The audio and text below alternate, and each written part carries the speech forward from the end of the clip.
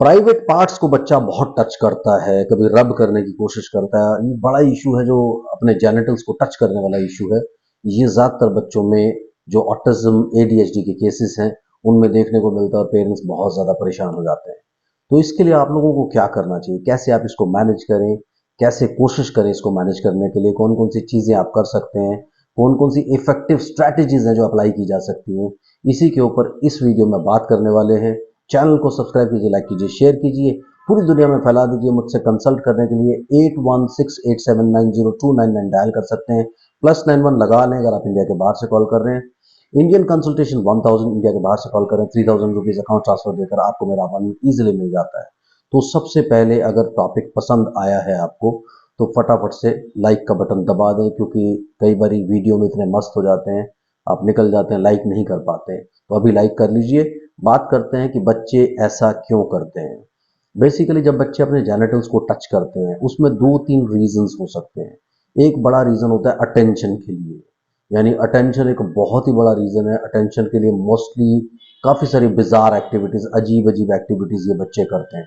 उनमें से एक एक्टिविटी ये भी है। दूसरी प्रॉब्लम होती है इन्फेंटाइल सेक्सुअलिटी की। इन्फेंटाइल सेक्सुअलिटी क्या होती है कि ज़्यादातर बच्चे जिन्होंने पैदा होने के बाद अपनी मदर से उनकी क्लोजनेस नहीं रही, यानी यूजली ऐसे बच्चे होते हैं जिनकी ब्रेस्ट फीडिंग नॉर्मल नहीं हुई, कम से कम 1.25 साल की ब्रेस्ट फीडिंग नेसेसरी होती है। तो अगर इन बच्चों में ब्रेस्ट फीडिंग नॉर्मल नहीं हुई, तो वो इन्फेंटाइल सेक्सुअलिटी की प्रॉब्लम जनरेट होती है, जिसकी वजह से बच्चे ऐसा करने की कोशिश करते हैं। यानी सबसे स्ट्रॉन्ग जो रीज़न है वो तो अटेंशन ही है, लेकिन उसके साथ साथ ये भी एक बड़ा रीज़न बनता है जिसमें बच्चे ऐसा करने की कोशिश करते हैं। तो चलिए, बच्चे ऐसा कर रहे हैं तो अब किया क्या जाए। अब करना ये है कि जब बच्चे ऐसा नहीं कर रहे हैं, यानी बच्चे जब नॉर्मल बिहेव करते हैं, अच्छा बिहेव करते हैं, सब चीज़ें बढ़िया चल रही हैं, वो अपनी एक्टिविटीज़ को करने की कोशिश करते हैं, वो बच्चे आपसे मिक्सअप करने की, जेलअप करने की कोशिश करते हैं, आपसे इन्वॉल्व होते हैं, उस टाइम पे उनको पूरा अटेंशन मिलना चाहिए। जब वो लाड प्यार करने के लिए आपकी तरफ आते हैं, तो थोड़ा सा अच्छे से रिस्पॉन्ड करना है। उस टाइम पे पोजेशन के लेवल पे लेके नहीं जाना कि बहुत ज़्यादा पोजेशन के लेवल पे बच्चे आ जाए, लेकिन उस टाइम पे अच्छे से रिस्पॉन्ड करेंगे तो उन बच्चों को समझ में आएगा कि जब हम अच्छे से अपने पेरेंट्स की तरफ जाते हैं या अच्छी अच्छी कोई भी एक्टिविटीज़ करते हैं, तो ये हमें सपोर्ट करने की कोशिश करते हैं। लेकिन नॉर्मली क्या होता है कि जब बच्चे इस तरह से अपने जेनिटल्स को टच करते हैं, प्राइवेट पार्ट्स को टच करते हैं, ये प्रॉब्लम होती है कि उनको अटेंशन अगर पूरा नहीं मिल रहा है, तो उनके आसपास जो भी एडल्ट है, चाहे मदर है, फादर है, चाचा है, चाची, कोई भी है, उनके आसपास कोई भी है, उनकी अटेंशन लेने के लिए वो ऐसा बिहेव करेंगे। कई बार अपने कपड़े भी उतारने की कोशिश करेंगे। ये भी एक स्ट्रॉन्ग चीज़ है। तो आपको ये कोशिश करनी चाहिए कि रूटीन में आप उसे पूरी अटेंशन देने की कोशिश करें, कि अगर आप रूटीन में पूरी अटेंशन नहीं देंगे तो फिर प्रॉब्लम्स आपके सामने आएंगी। इसलिए जब भी उसका नॉर्मल बिहेवियर चल रहा है, नॉर्मल चीज़ें चल रही हैं, उस टाइम पे आप कोशिश कीजिए कि अपने बच्चे को पूरी अटेंशन दीजिए। अगर आप उस टाइम पे अटेंशन नहीं दे रहे हैं, तो वो इस तरह से कोई भी बिजार बिहेवियर करके आपकी अटेंशन लेना चाहेंगे। लेकिन जब वो ऐसे करे, कोशिश करके, अगर वो प्राइवेट में कर रहा है, प्राइवेट मीन्स आपके घर में ही कर रहा है, तो आप कोशिश करें कि उसको इग्नोर करें, दूसरे रूम में चले जाएं, ज़्यादा कमेंट ना करें उस चीज़ के ऊपर, उनका ध्यान ज़्यादा ना दिलवाएं, उनको ये शो ना करें कि आपने उनको देख लिया है, आप आई कांटेक्ट देने की कोशिश कर रहे हैं। दूसरी बात ये होती है कि अगर वो पब्लिक में करें, पब्लिक में आपको उस सिचुएशन से वहाँ से हटाने की कोशिश करनी चाहिए। आप उठा करके गाड़ी में ले जाइए, कहीं पे भी ले जाइए, डिस्ट्रैक्ट करने की कोशिश कीजिए। तो ये सारी की सारी चीज़ें आपको करनी चाहिए। और इसमें जो है ना, एक चीज़ आपको ये और याद रखनी है कि आपको अपने बच्चे को पिक्चर्स के साथ, कई सारी पिक्चर्स आप उसको दिखाने की कोशिश करें, उसको बताने की कोशिश करें, टाल मटोल ना करें। अब ज़माना वो टाल मटोल का चला गया कि जब आप अलग अलग वर्ड यूज़ किया करते थे, आप पेनिस, वजाइना, ये सब वर्ड्स यूज़ कर सकते हैं।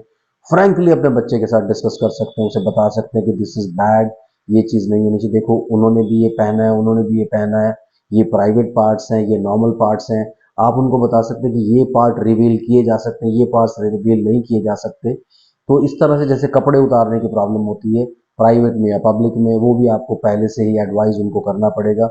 जब आप उनको बैठ के गाइड करेंगे, उनको पिक्चर्स भी दिखाएंगे, उनको घर के दूसरे लोग भी दिखाएंगे।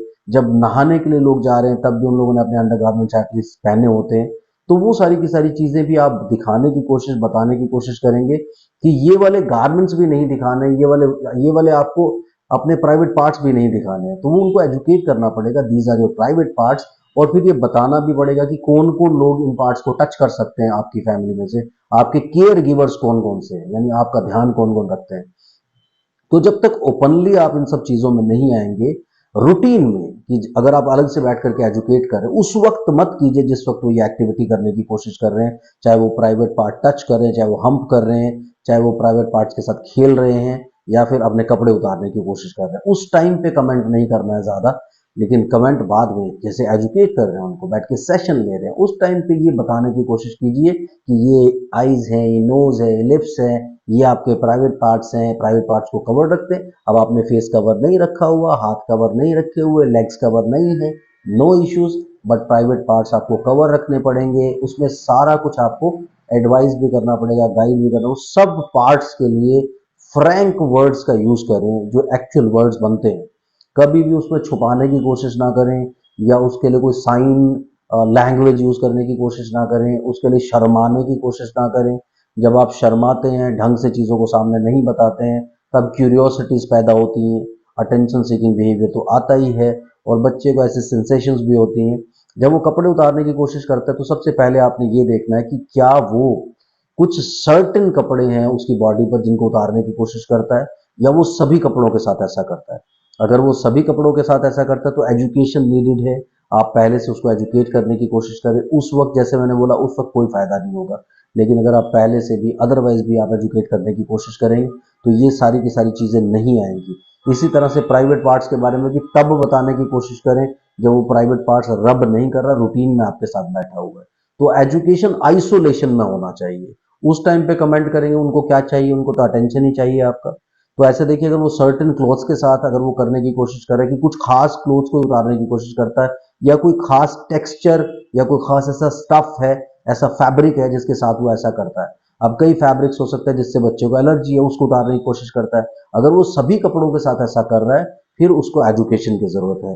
अगर वो सभी कपड़ों के साथ ऐसा नहीं कर रहा, तो फिर आपको एजुकेशन की जरूरत है। यानी आप उस चीज को समझिए, उस चीज को समझ करके फैब्रिक्स को आप आइडेंटिफाई कीजिए सॉरी, फैब्रिक को आइडेंटिफाई करके आप ये डिसाइड कीजिए कि ये फैब्रिक मुझे इसको पहनाना है, ये फैब्रिक नहीं पहनाना है। इसी तरह से प्राइवेट पार्ट्स के बारे में भी जैसे मैंने बताया, एजुकेशन आइसोलेशन में करना है, यानी अलग से बैठ करके अपने बच्चे को बताने की कोशिश करें कि this is bad, this is good. और पनिशमेंट और रीइंफोर्समेंट तो मैंने आपको हमेशा बताया है कि गलत काम जब हो रहा है या गलत काम किया जा रहा है, उसके बारे में अगर आप पहले से बता देंगे तो बाद में आप कह भी सकते हैं कि मैंने आपको बताया था ना कि ये नहीं करना, दिस इज रॉन्ग। फिर आप उस पर कमेंट भी करने के लायक रहेंगे। लेकिन अगर आप जनरली बता नहीं रहे हैं, शर्मा रहे हैं, और फिर सडनली कमेंट कर रहे हैं ये मत करो वो मत करो, तो बच्चे को बिल्कुल समझ में नहीं आएगा। I hope this topic is very informative.